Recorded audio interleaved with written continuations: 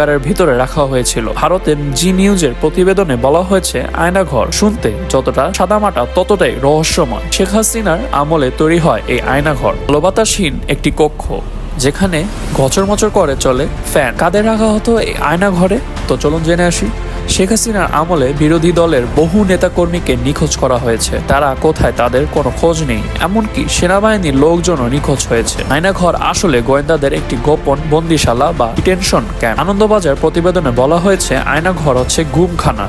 হাসিনার শাসন আমলে 2009 সাল থেকে 2011 সাল পর্যন্ত সেখানে মোট 605 জনকে গোপনে বন্দী করে রাখা হয়েছিল। 2009 সাল থেকে 2017 সাল পর্যন্ত বাংলাদেশের সরকারের প্রত্যক্ষ ও পরোক্ষ মদদে নিখোঁজ হন 402 জন। এ তথ্যটি প্রকাশ করা হয় ঢাকা ভিত্তিক মানবাধিকার সংগঠন অধিকার। 2014 থেকে 2019 সাল পর্যন্ত বাংলাদেশে 344 জন ব্যক্তি গুমের শিকার হয়, যাদের মধ্যে 40 জনকে মৃত অবস্থায় উদ্ধার করা